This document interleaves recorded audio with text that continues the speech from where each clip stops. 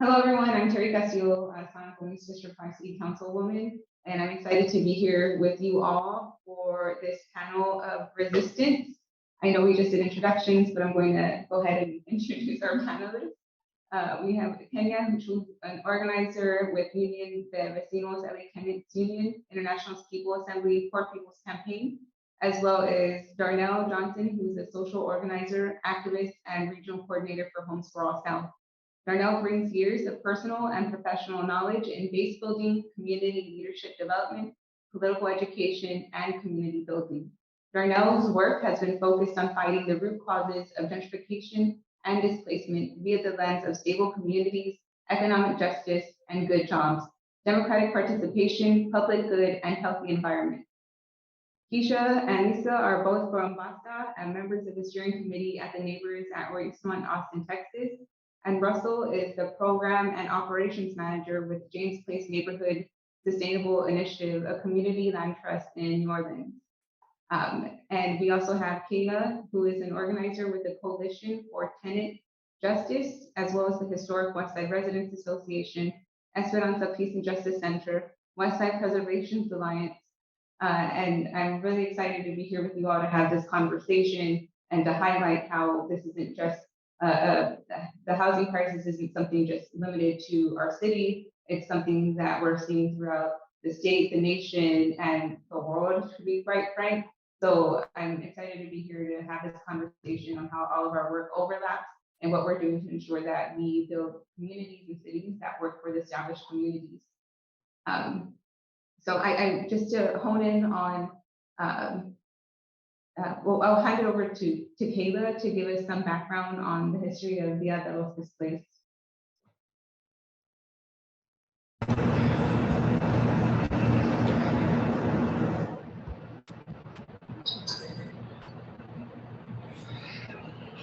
So Dia de los Displaced is something that we started last year, and I'm going to have a little presentation here.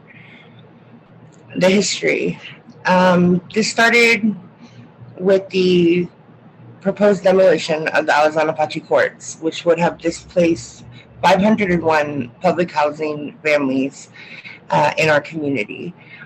On September 24th, 2020, the National Trust for Historic Preservation named San Antonio's Alazan Apache Court among America's 11 most endangered historical places.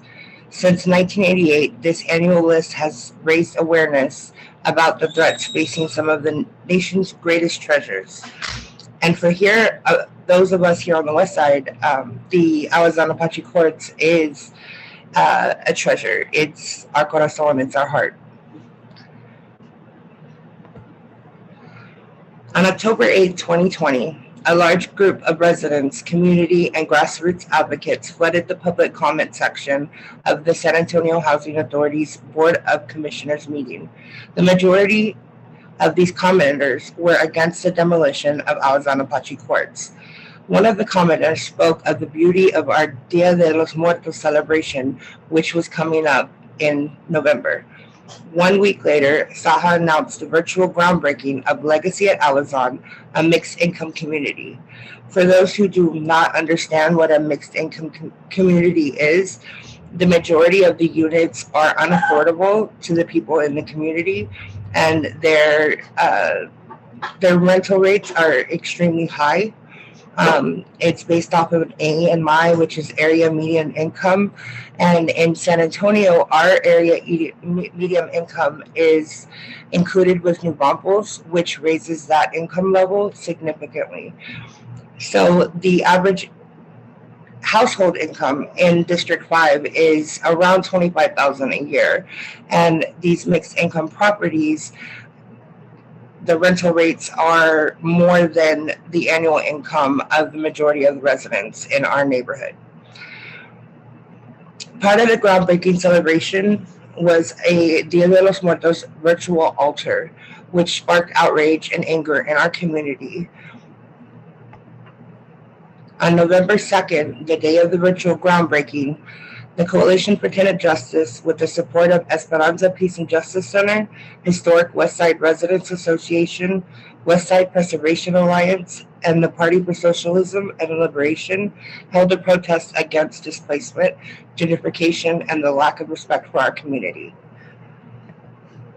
And new at 6, a protest today over some new housing plan for the West Side, and it is bringing renewed attention to the issue of affordability here. Tonight, News 4 San Antonio's Jim Lefkoe is working to get answers for you on what those protesters want to see happen and the response from the Housing Authority. Jim? This vacant lot near the corner of El Paso and Colorado Streets is soon going to be the new home for about 80 families. But that's not necessarily news that some West Side residents want to hear. Whose streets? Our streets! Whose streets? Our streets! About 36 people held a short protest today. They need to know that we're not going anywhere. They're unhappy about the San Antonio Housing Authority's new Alazan Legacy project. The mixed housing that they're proposing is not affordable to our people. The protesters would prefer Saha fix up the nearby Alazan Apache courts. I am upset that Saha has not put the money into maintaining them throughout the years. The fear is longtime residents will not be able to afford the new housing. When we look at San Antonio's existing affordable housing stock, we see that we're losing units every week. They also don't think the new project is sized appropriately for the neighborhood. If there's going to be apartment complexes, they want them to stay within the 2-story height. Saha held a virtual groundbreaking for the project today. That also upset protesters. They felt it disrespected the Day of the Dead holiday. Saha did issue this statement to us. We're grateful 80 new families will have an opportunity to live in modern housing for generations to come. Protesters say new buildings are not the solution to scarce affordable housing. These Alazan Legacy laws do nothing to address the waiting list for public housing.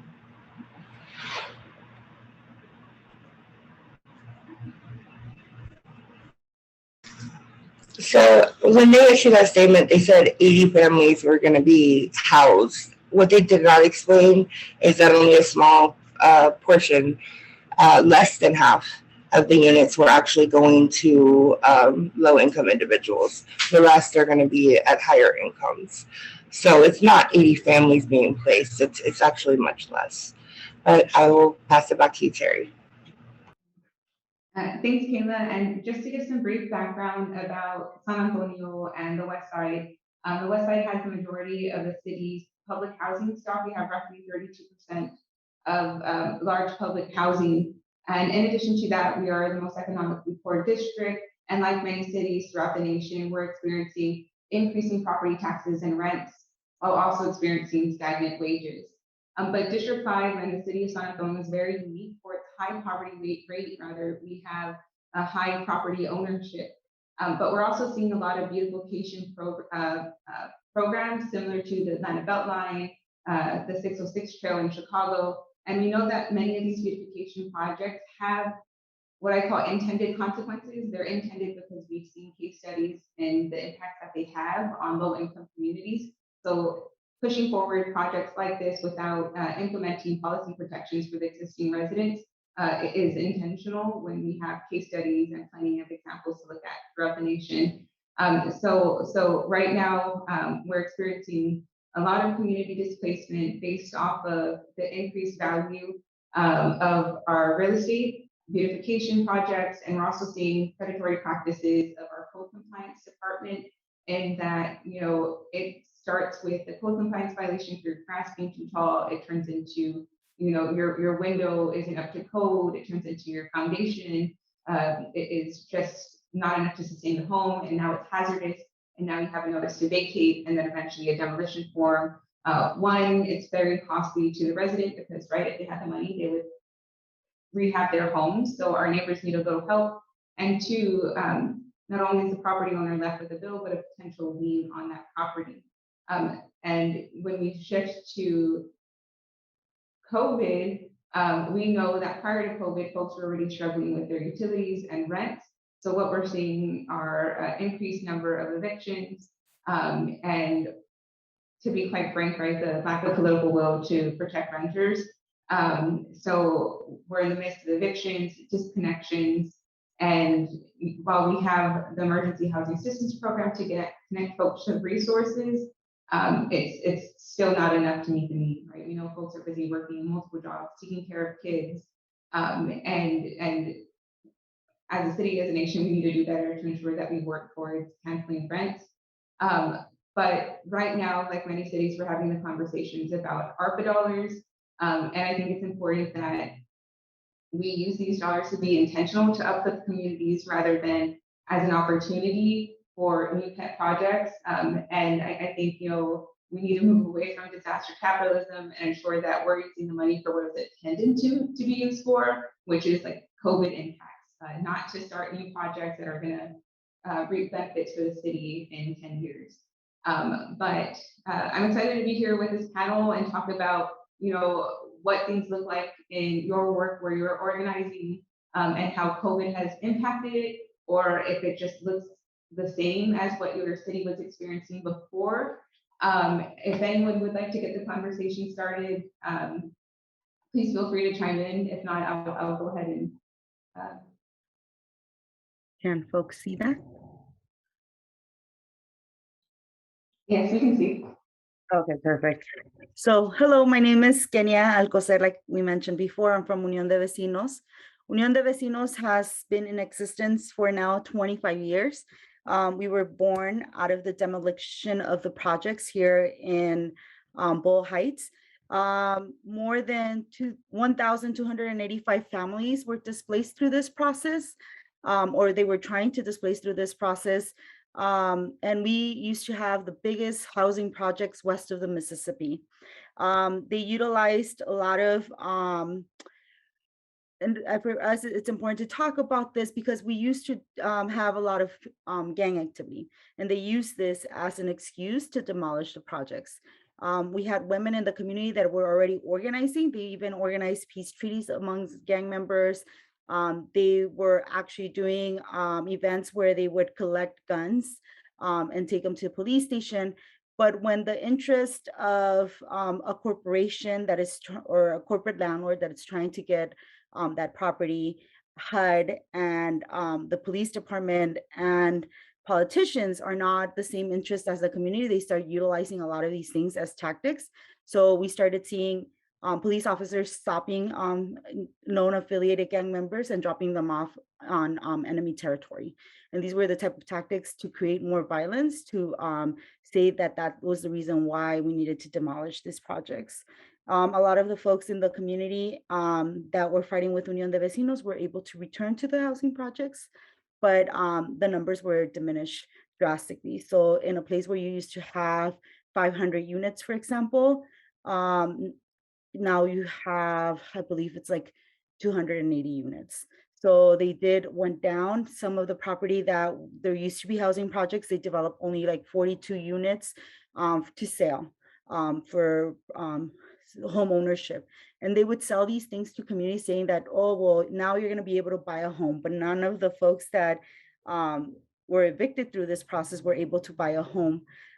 Only one of the people that live right now in that property bought a home. He was the son of one of our members. And the reason why he bought a home there was for him to make a statement that only when you have higher income, he's now a lawyer and a professor at a university, then you're able to afford some of these houses. But that was never a possibility for his mom or community members.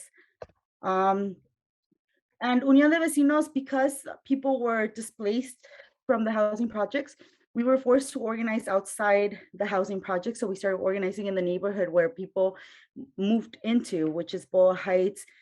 We do this through culture. So you can see we do have altars for Day of the Dead. We have events for El Día de la Virgen de Guadalupe. But we feel that culture is very important when you're doing resistance, and that claiming that culture is also very important during these processes.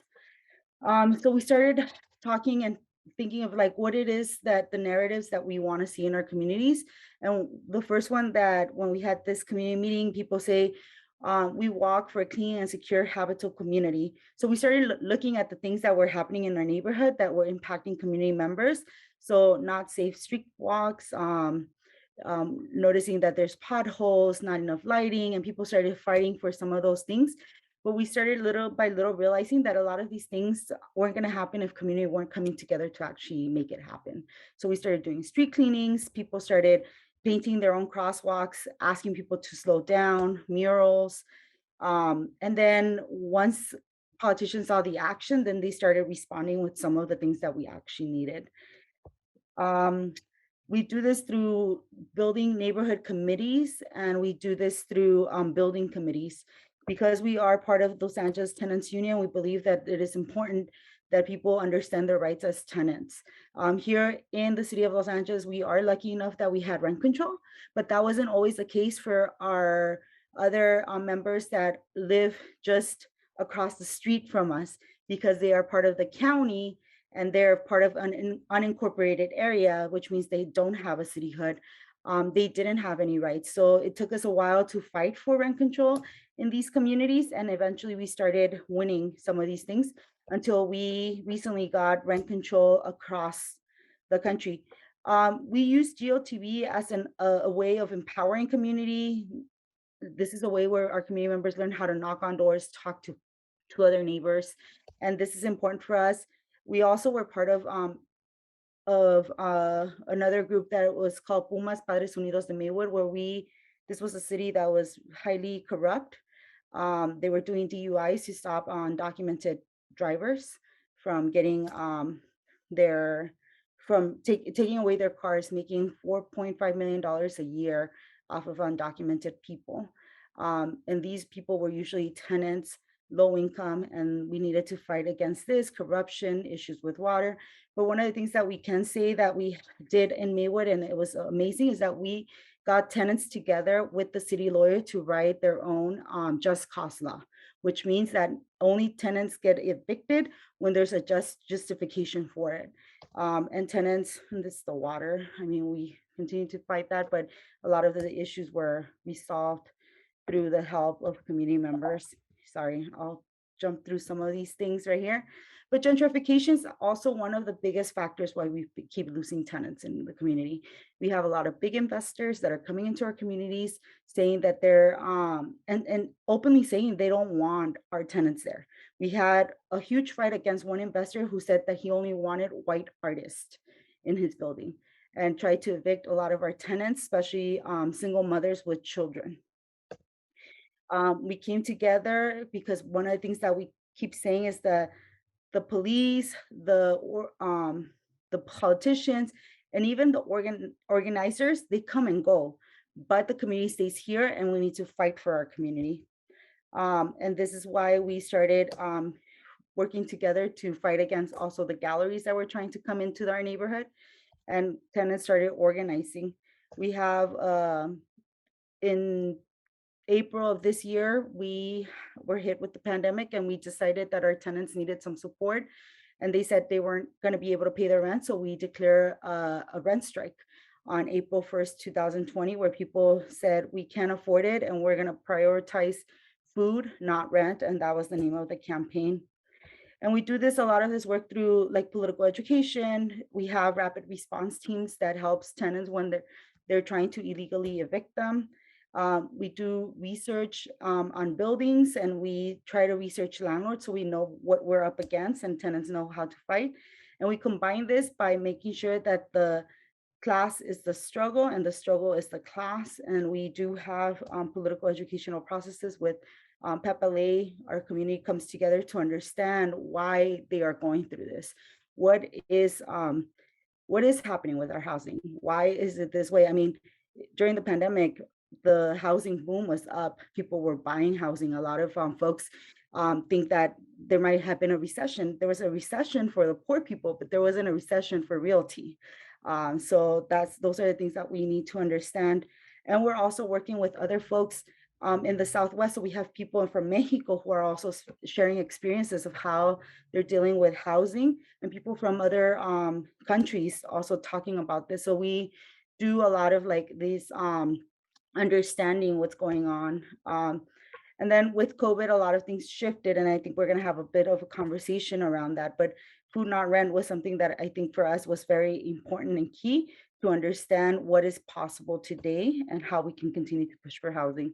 And food distribution and projects of survival during these moments were very key also. A lot of our members didn't have enough food to put on their tables, and it was important for us to do this. But we do this with a collaboration of many organizations across the country that have a clear understanding that by uniting the poor and dispossessed in this country, and for us having clarity of what we're asking for when it comes to housing, healthcare, workers' rights, that's the only way we can really change and shift the way that this country is going. Thank you. So when we fight, we win. Who are we? Well, from Miami to Atlanta, New Orleans to San Antonio, Jackson to Austin, Memphis to Lexington, organizations are building tenant power, training new leaders, winning real victories. We are growing a movement of people who are fed up with big banks, landlords, and developers who are allowed by politicians to hike up our rents, evict us for no reason, and leave us to live in homes with bad conditions. We are tired of our children and our elders being removed from their homes and cut off from communities that give them security, strength, and love. We are angry that our neighbors are being used for the rich to get richer, as our community centers, restaurants, services, and places of worship are being shut down. We've seen firsthand how listening from one another, fighting with each other, and building together breaks us from the unfair pain and suffering caused by unjust housing practices. So we're building a movement of people, a movement that is emerging in the form of Homes for All. So who are we? Well, we are from big cities and small towns across the country. Some of our organizations have been around for decades, others for just days. Some have staff, and some are volunteer run. All of us are committed to building a bold and powerful movement that practices love, solidarity, support for one another. We are united by a belief that the housing is fundamental rights that humans on every continent should have, that every person deserves a safe, affordable, and permanent home.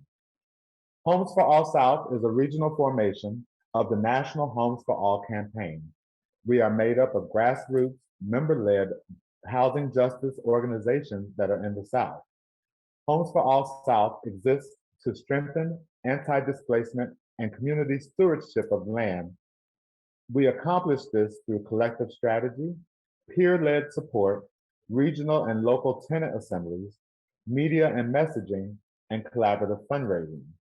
Our member organizations include Housing Justice League from Atlanta, Georgia, Cooperation Jackson from Jackson, Mississippi, Miami Workers Center from Miami, Florida, the Esperanza Peace and Justice Center in San Antonio, Building and Strengthening Tenant Action, BASTA, from Austin, Texas, and Jane Place Neighborhood Sustainability Initiative from New Orleans. And the last one, Struggle for Miami's Affordable Housing, SMASH, in Miami, Florida. Evictions are part of an economy that is not really made for us, that was built off of stolen land and forced labor. Every time that we resist, we step one step closer to decommodifying housing and making housing a human right. We ground ourselves in who we are fighting for. We call it the renter class. We are tenants, public housing, and Section 8 residents, low-income homeowners, houseless individuals and families, manufactured home park residents, and others that are impacted by an unjust housing system. We live in big cities, suburbs, and small towns. We believe that we can win a world where all people have a safe, affordable, and permanent home by building a powerful movement of millions of people ready to support each other by taking risks and collective action to transform our world. Initiated in 2018, Homes for All South is organizing to win dignified and permanent homes for people where residents have democratic control over their communities. We mobilize and engage resources and build campaigns to build a Black-led movement ecosystem with the strength and capacity to dismantle oppressive systems and advance visionary ideas and strategies that create a more just, equitable, and liberated future. We believe in grassroots democracy, each one, teach one, and that the most impacted people must lead. We work together to build a strategic movement space, consolidating and building a popular force of people of color that engage multi-sector forces on issues and policies related to our members and our aim to transform the working class and people of color communities to build power. We join in leadership with over 90 other member organizations across the country, located in 50 cities and 24 states. We believe that we can win, and Right to the City and Homes for All know that winning housing justice, we have to transform our societal and economic systems, and we need to link it with racial, gender, and economic justice for all. Homes for All is building a federation of tenant unions, community unions, and manufactured home park associations and community organizations at every level, building by building, citywide, statewide, and across regions to support millions getting organized and creating change to win. Homes for All is committed to creating transformative change. And so we invite you to join our movement and become a member and join one of our local organizations and create change where you are. Thank you so much for the time to share what we do, and I look forward to the discussion. Thank you so much, Darnell. We can hand it over to Kristen and Lisa from BASTA, both members of the steering committee at Neighbors at Rosemont in Austin, Texas. Yes, this is Keisha. I'm Keisha Prince. I am a member of Neighbors of Rosemont Tenants Association, and I've been working with BASTA in the steering committee, trying to negotiate tenants' rights. My story began last November. I moved into the Rosemont apartments, and 2 months later, when they had Storm Uri, my entire apartment flooded, and so I lost everything. When I approached management to find out where I was going to go while they did all the repairs, they had to break it down to the studs. I was told we don't have money to put you in a hotel. We don't have vacant apartments, and it may be a little uncomfortable, but it's livable. So I went and called the news stations to see if I could get on TV. And after that, I called the Tenants Council to see what kind of rights I had. So it was just a few of us that had damage from the storm. So we started trying to form a tenants association, and we were met with a lot of obstacles. The property manager lives a couple of houses up from me. And so every time we tried to organize, we had the police called on us, and management was called on us, so they didn't want us to organize. So we had a lot of obstacles in the way. So 3 months later, after my apartment was repaired and I moved back in, the management hired a mold remediation company, and they came in with these big fans that ran up my electricity bill to clean the air, and they put mold meters to the walls and said, "Oh, you have mold moisture in your walls.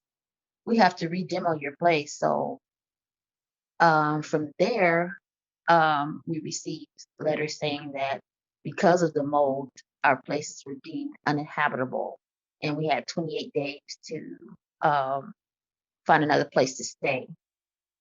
And that seemed extremely hard. And we just mobilized and we came together, and we've been fighting that fight since July. So we were able to get them to take back the eviction notifications, and they have relocated us. And relocation has been pretty bumpy. I've moved 2 times. I have one more time to move, and apartment's still not ready, but we mobilized and we met with the management, we met with the county people, and we were able to we made a list of demands, and we were able to get some of them. We didn't get everything, but we got a lot accomplished, and we got a lot done that will not only help residents at Rosemont, but all of residents from the properties that our owners own, in the state of Texas. We have some very, very um, stringent laws that basically make it almost impossible for us to not pay rent. Your house could be torn up to the studs. You could have everything ripped out. You could have mold everywhere, and you still have to pay rent. So landlords can collect rent money and not fix your place, and that just is not acceptable. And we have to band together and not accept those kind of things. So it's very important that people band together and get our rights back. Tenants in Texas have no rights. And landlords and slumlords are moving here because there are no rights. There are no rights, and they're taking full advantage of people. They're gentrifying the places, and we live in prime property. We're right near the airport and downtown, so it would be easy for them to tear it down and build places that we won't be able to afford. We have residents have been there 15, 16 years, and the places are 18 years old, and they're there because that's what we can afford. I went and looked at apartments, and I thought, with my budget, I guess me and my son will be in a studio. We couldn't afford to go no place else because the rent has went up tremendously. So we're one step out of being homeless. And nobody seemed to care. Nobody listened to us. So it was a shame that we had to get out in the media and shame the owners for them to do anything for us. And that should not be the way it should be at all. So that's my story, and thank you for your time. Thank you so much for sharing your story with us. Lisa, did you want to share? Okay, can you hear me? Yes. Yes. Okay. Hi, I'm Lisa Reams. I'm with Neighbors at Rosemont, because I am a neighbor at Rosemont, but I'm also part of the steering committee here. And I was affected by the winter storm, but in a different way. We were affected because we were forced to move, but the winter storm didn't actually affect my unit. I was having issues with mold and rats and raccoons in my attic, dropping feces through the vents while I'm sitting down eating dinner with my kids. It was situations like that.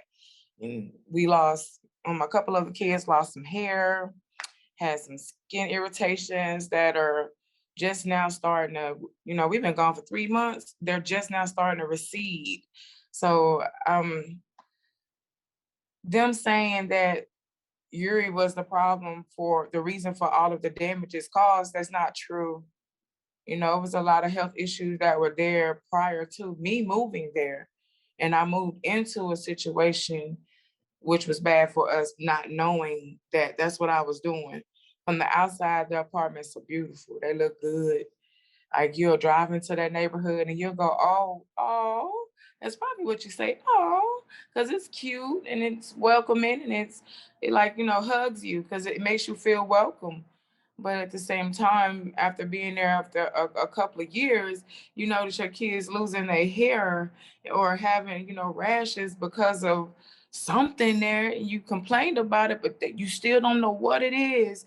But you telling them something's going wrong because you're telling them what's going on. And now this is management company after management company after management company. And they all say the same thing. Oh, don't worry about it. When you renew your lease, we'll take care of that then.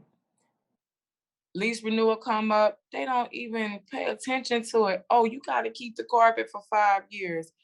The problem is when I moved in, the carpet wasn't new. I've been here 4 years, so when do I get to 5? That was the question. When do I get to 5 years? And even if they change the carpet or they paint those walls, the issues was coming from inside the walls. Like there was a mold issue that was unseen in my unit. Unseen. You could not see it. You could smell it, but you couldn't see it. So if they painted new paint and new carpets and all that, that's wonderful. Did y'all fix whatever is leaking, whatever bangs in the wall when we flush the toilets?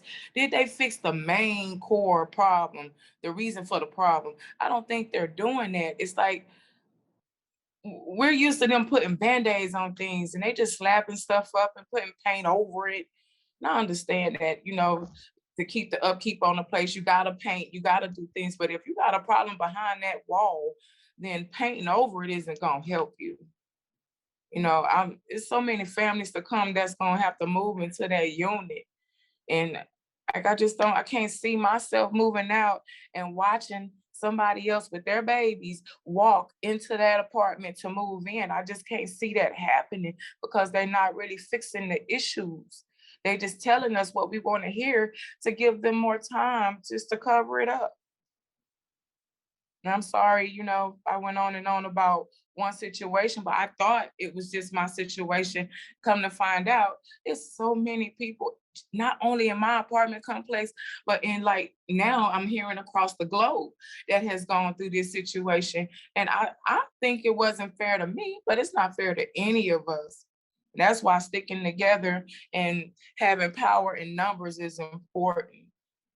None of us deserve what's happening to us and all of the differences that we all are experiencing. None of us deserve what's going on.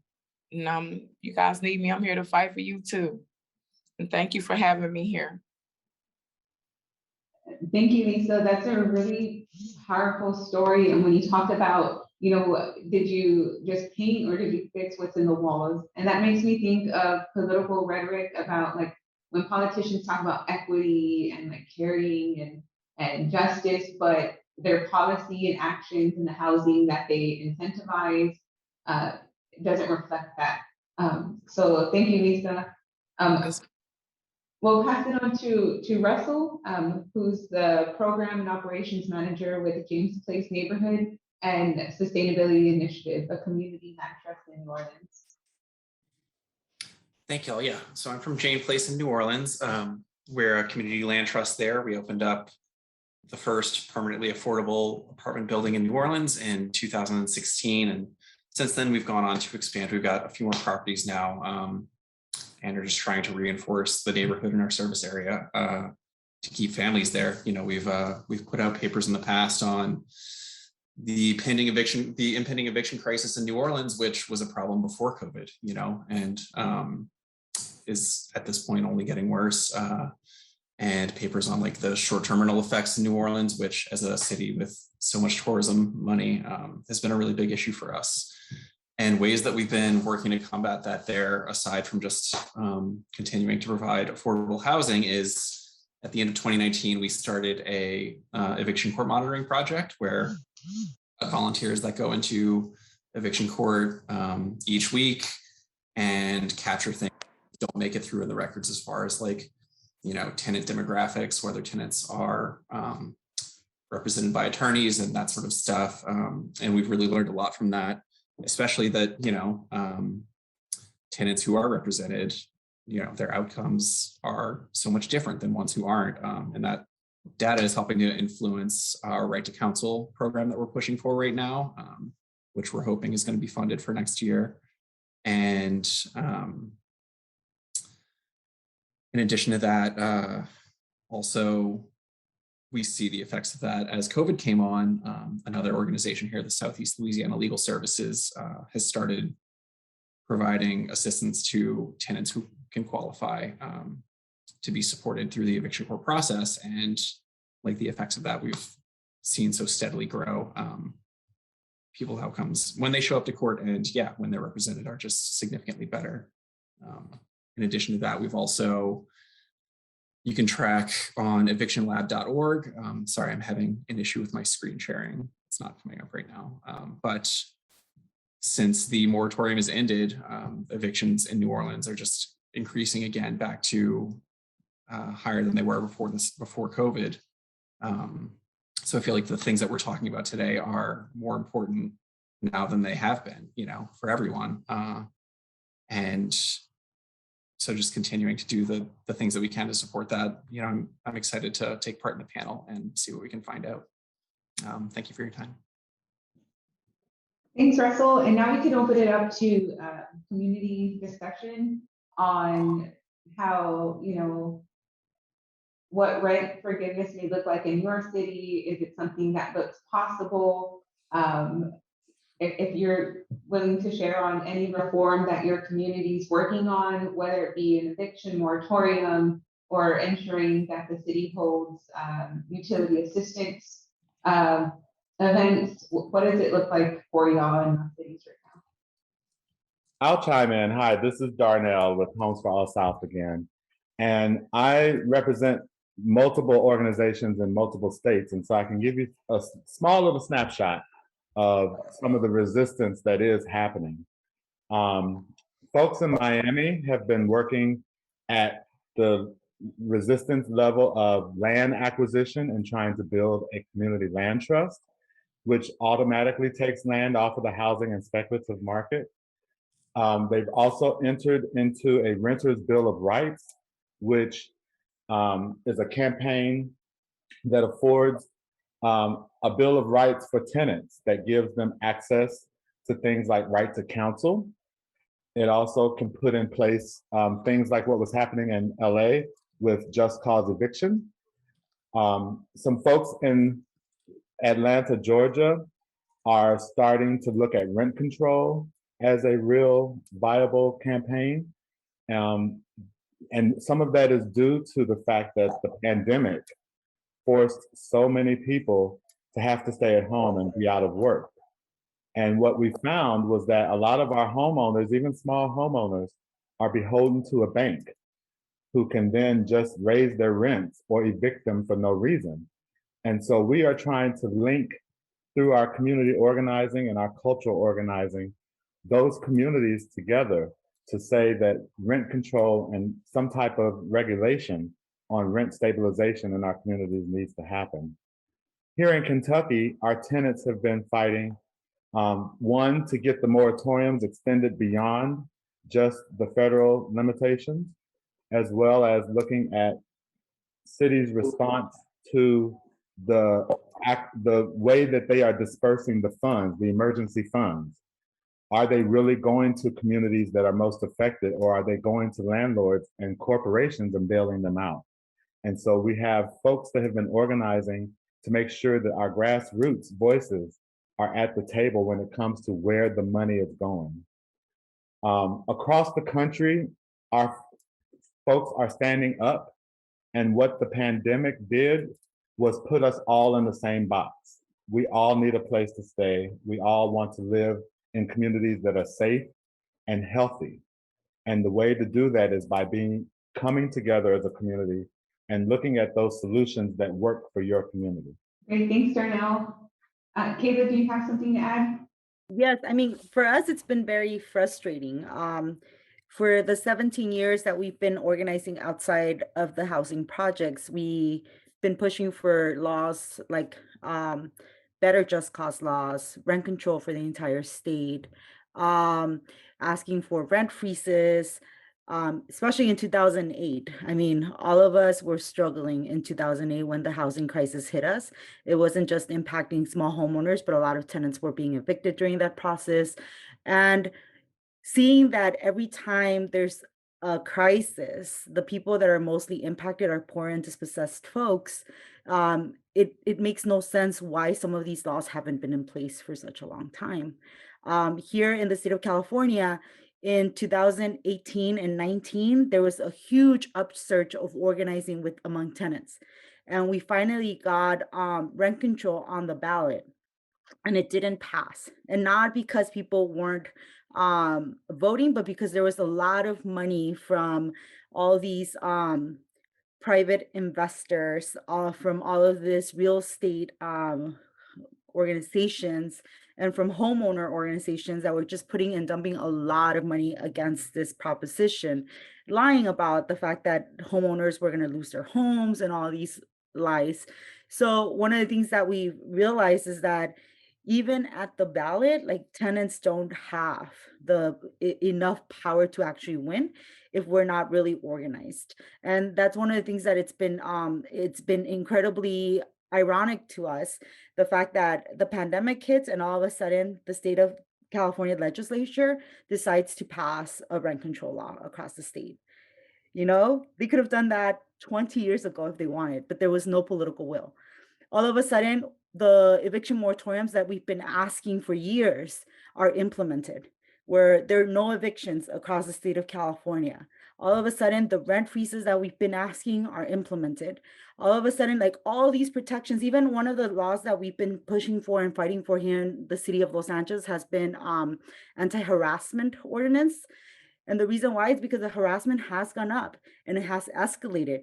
During COVID, we actually had landlords going into people's homes and coughing at tenants. This is how bad harassment has become in LA. We had people stealing from tenants. One of our tenants, it's mariachi. He survives by singing. During the pandemic, obviously, he had lost his job, but the landlord decided to go and steal his instruments anyways. So harassment like this has been happening, people locking people out of their homes, even though it's illegal during the pandemic. So a lot of these things that are now being implemented, we knew that they were possible before COVID. There was just no political will to actually pass them. So I think that one of the things that it's hard to see right now, it's when a lot of these things are being rolled back. So eviction moratoriums are ending in the state of California, in the country, and people are going to start getting evicted. The courts have figured out ways in which they can expedite some of these evictions, even though they're saturated. There is some cities are going to still have protections against rent increases, like the city of LA. It's not going to happen until October of 2022. But then there's places that don't have those kind of protections. Smaller cities don't. So we're going to see this, and we're calling it a death by 1,000 cuts.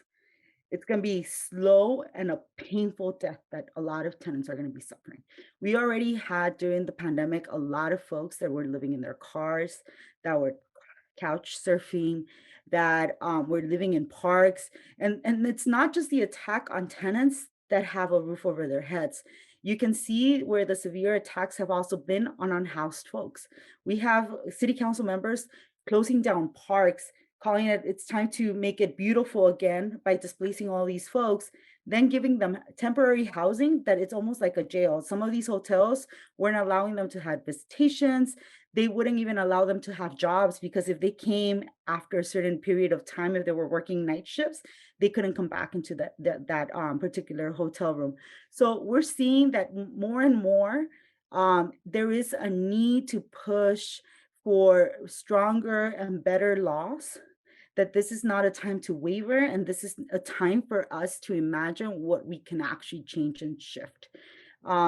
There is a possibility for us to have housing that is affordable. I don't know in many other states, but here in California, it's also become very unaffordable to live in California. I mean, we're talking about a one bedroom being $1,500. We are seeing the cuts in public housing, the cuts on Section 8, like any little safety nets that we do have are being strangled. During the past administration, it was worse, obviously, but this administration that we have now nationally isn't doing enough and isn't doing everything it can do in its power right now to really stabilize our communities. Because we're talking about community members still not being able to work, especially single mothers who have to take care of their kids because we still have mixed learning. Some folks have decided to take their children back to school. Others have not for health reasons. The pandemic's not over. We still have the Delta variant, and people are trying to take us back and hurdle us back to the normal world that we were before. But the reality is that we can't go that way or that route anymore. In California, we were saying we were free from the pandemic, and all of a sudden when people start going out, the numbers went up again and we had to close down again. So this thing is going to be something that we're going to have to figure out how to do. But I think that having these conversations and utilizing like important holidays like Day of the Dead to even recognize that this is something that is happening in our communities. We have had a lot of deaths, and we have had a lot of displacement and a lot of evictions during this period. That shouldn't have been the case in the richest country in the world. And we are in conversations, our communities are in conversations with other parts of the world where it's incredible to hear, like, for example, Venezuela, who is being economically strangled, and they are receiving materials from their government to build their own housing, where there are comunas where they're building housing for low-income folks in rich communities, and purposely in rich communities, so they can see that every community is a community where people deserve to live. There's no need for this type of segregation, because this is also what happens. Let's do this in Boyle Heights, and let's turn Boyle Heights into a luxurious community, and then let's send them to the Inland Empire. That's or Bakersfield or to Central California. And that is the mentality. It's like, let's hide the poor. We don't want the poor near us. And that's something that we need to fight. And I feel that I commend every single one of you that it's fighting for this, and especially the folks that are directly impacted by these things, because fighting for housing, it's not easy. Now, one last thing, in the state of California, we do have the rent relief program, where the federal government gave money to the state of California, and they've decided to use all of this relief money to pay people's rent. But they have been taking forever to release this money. And as they stretch along these processes, that means that there's tenants that are being illegally evicted out of their homes. They're not doing enough. And for us, the critique is, some of these corporate landlords didn't have to think the next day if they were going to have food on their tables. Why not give this money to people to survive this pandemic? So that's the other imbalances. If they're mom and pops, people that cannot afford and that they're still paying their property, of course, give them all the support. But you're giving a lot of these money to the banks and to corporate landlords that don't need more money. What they need is to be stopped from being predators against landlords and leashes. And in so many instances, they're sucking the life out of us, and they're getting a lot of benefits from it, and we're not. Yes, absolutely. Kayla, do you have anything to add? I mean, I echo it. We see the same here in San Antonio. We have an opportunity to really change around the way that housing is being done, and some of our leadership has decided that it's more important to work on bike lanes and parks and things that are not near as important as housing, pet projects. And it's frustrating, it's exasperating that someone would think it is more important to work on a trail than put a roof over someone's head. It is angering to learn the mass profit that developers make off of so-called affordable housing when it's not affordable. Part of the work that we do, and I'm going to share my presentation now. Part of the work that we do is tenant organizing. I am a SAHA tenant. I am a public housing tenant. And I got involved because I was being unjustly evicted.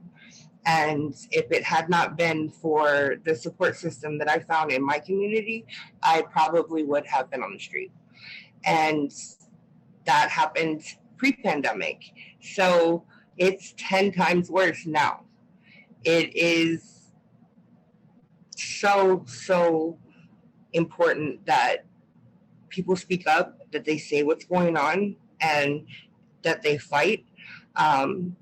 Join a resident association, join a group that can help you navigate, and that can also help you find your voice. Because if you don't, people are just going to continue to ignore it. I see leadership locally, statewide, nationally, trying to pretend that the pandemic is over. that this is not happening to us anymore. This was last year. This is old news, and that is not the case.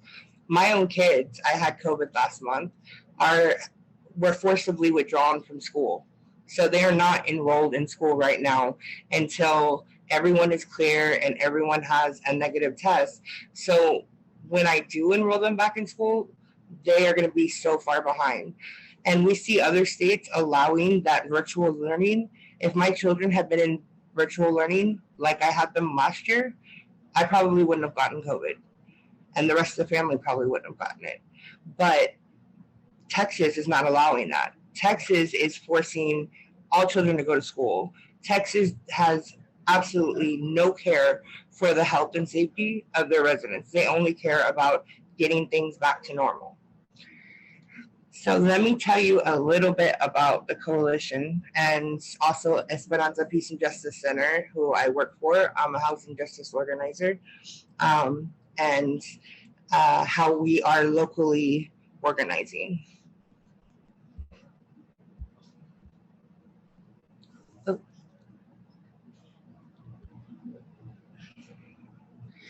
So this is the Esperanza page, and please go esperanza.org and check all of our programming out.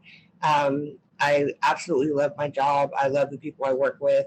It is a wonderful group of people, and we have so much, and we cover so much. And I just wanted to share that little point there. So our housing justice work, some of the pictures here, I'll explain them. Of course, the first in this corner here is the Dia de los Displaced protest that we held last year. The second picture here, this was my very first public comment. This was the Housing Commission in 2019. And the yellow shirts that we're wearing, it's with the Historic West Side Resident Association. And I was absolutely terrified. And nobody really warned me of what I needed to do. I got there and they were just like, okay, Kayla, go up there and speak. So it was nerve-wracking, but it was amazing, exhilarating at the same time. And, you know, I continued the work since. This bottom left-hand picture is a protest that we held outside of the loft of the former CEO of the San Antonio Housing Authority. We started at the main office and we marched down the street to his loft. And this was against the demolition of the Alexander Apache courts. And this picture here is just a media post that we put out for a panel that is available. You can watch it on YouTube or on the Esperanza Peace and Justice Center Facebook. And it's a panel discussion on why we should not demolish the Alexander Apache courts we did last year. And this big picture here, this is one of my favorite pictures. The woman on top of the car is, her name is Jackie. She is also a Saha resident. She's an Alazan resident. And she was with us, and she decided to get on top of her car, and she was yelling up at, you know, the former CEO, telling him not in my house, not my place. This is our home, and you're not going to take it from us. This picture here, we did food box delivery during the pandemic, and here is a training session with outreach workers where we went door to door. And this picture and this picture and the following picture is all the same protests where we were marching from the Saha building to the former CEO's house. And then this here is a protest we held outside City Hall when we found out that our former councilwoman, who was all for the demolition, became the chair of the Housing Commission. Someone who is willing to displace over 1,200 people, low-income people, elderly, disabled, single moms, small children, should not be the chair of a housing commission, and yet she is. And now she's chairing the housing bond discussions. So that's just another fight that we have. There's so many different ways to organize, but it starts by going door to door. It starts by having those conversations and by being willing to speak about what's going on. At Esperanza and at the coalition, we believe in creating a stronger community. And it started with the formation of the Coalition for Tenant Justice. It has grown significantly to where now we are going property to property and organizing tenants per property. Mi barrio no se vende. It started as a campaign. It means my neighborhood is not for sale. We wanted to preserve our community and to stop gentrification. And now you can see these signs all over town, not just in our neighborhood, but in many neighborhoods. The Historic West Side Resident Association, the former resident association, that our neighborhood association that was in our community, was ineffective. They weren't meeting, they weren't engaging with community. So Esperanza helped form the Historic West Side Resident Association. And this association is so different. It's not a homeowners association. It is not a neighborhood association. It is a residents association, meaning that if you do not live within our boundaries, you are not a voting member. And the West Side Preservation Alliance. That kind of speaks for itself. It's all about preserving our neighborhood, preserving our culture, preserving our historical buildings. And this makes our community extremely tight-knit and very strong. What also gives us strength is our memberships and our collaborations. We are a member of Homes for All. We are a member of Right to City. That's Homes for All is Right to City, but we're also a member of the National Association for Head Tenants. I'm a Hauser Fellow with Texas Housers. I'm a member of TOP, and we collaborate very, very often with the Party for Socialism and Liberation. And without them, half of my protests would not go near as well. So, we make those connections with other groups, whether it's locally, statewide, or nationally, and we find strength in numbers. Great, thank you, Kayla. Before we wrap it up, does anyone have anything they would like to add?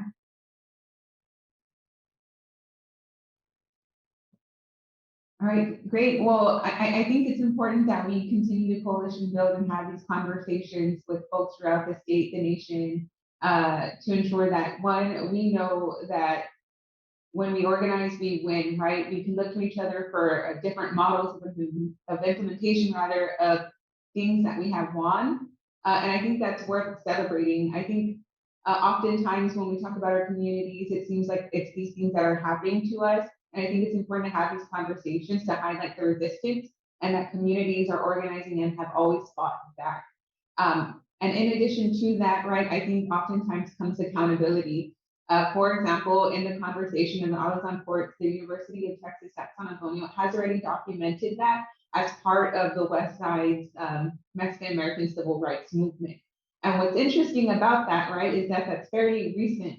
However, several individuals who went to public comment to speak in opposition of community and in favor of the demolition are now talking about how we're so glad it didn't go the way that we asked. But we need to hold folks accountable and let them know that they need to pick a side. You're either with the people or you're not, and continue to hold folks accountable. So I look forward to continuing to having conversations like this. And I think what's always important to remember is that power lies within communities organizing. Oftentimes folks think, it comes from electoralism, but it comes from folks putting pressure and holding individuals accountable to get the wins that communities deserve. So again, thank you all for your time and having this important conversation. And I hope y'all enjoy y'all's weekend, and thanks again. Bye, y'all.